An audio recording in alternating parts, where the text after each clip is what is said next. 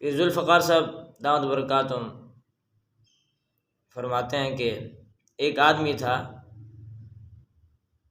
24 سال تک ہم اکٹھے رہے، پہلے تعلیم حاصل کی، شادی ہو چکی تھی اس کی، اور اللہ تبارک و تعالیٰ نے اسے پہلے ایک بیٹی دی، پھر بھی دوسرے نمبر پر بھی ایک بیٹی دی، پھر تیسرے نمبر پہ اللہ نے ایک بیٹا دیا۔ ہنسی خوشی وقت گزر رہا تھا، جب اللہ نے بیٹا عطا فرمایا تو اس وقت کوئی ایسا ماجرا پیش آیا کہ اس بیٹے کی وجہ سے اس ماں کی وفات ہو گئی، اللہ نے شہادت کا مرتبہ دیا، یہ بھی شہادت کا درجہ ہے۔ اب 2 بیٹیاں تھیں، ایک چھوٹا سا بیٹا تھا، لوگوں نے اسے بڑا اکسایا، بڑی کوشش کی بھی تو نکاح کر لے، ایک شادی کر لے۔ کہنے لگا نہیں، میرے بچوں کی پرورش تربیت تعلیم اچھی نہیں ہوگی، ان کو پیار دینے والا کوئی نہیں ہوگا، بیچارے پیار کو ترسیں گے۔ اس نے ان بچوں کی خاطر نہ نکاح کیا، نہ دوسری شادی کی۔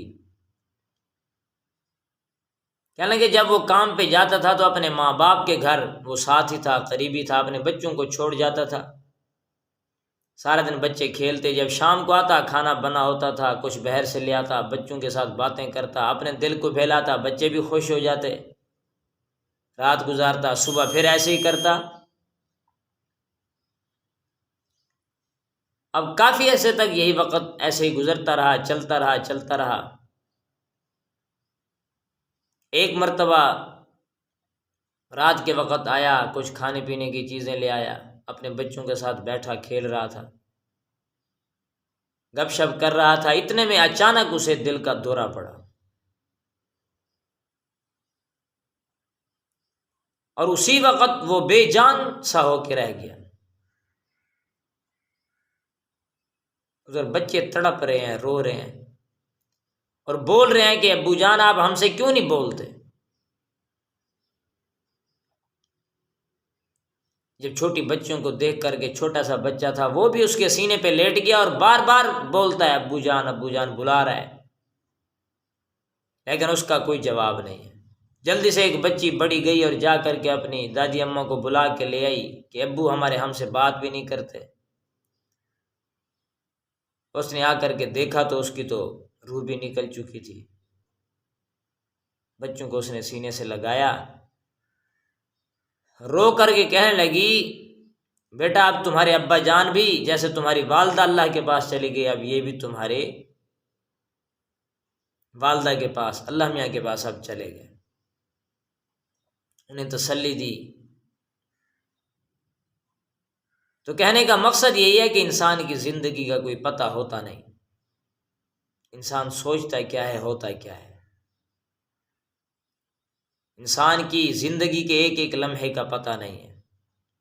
وہ اللہ کی ذات ہے، جس کو جیسے سنبھالے وہ سنبھال سکتا ہے اور سنبھالتا بھی ہے، وہ ساری اسی کی حکمتیں ہیں، اسی پہ خوش رہنا چاہیے، اسی پہ راضی رہنا چاہیے۔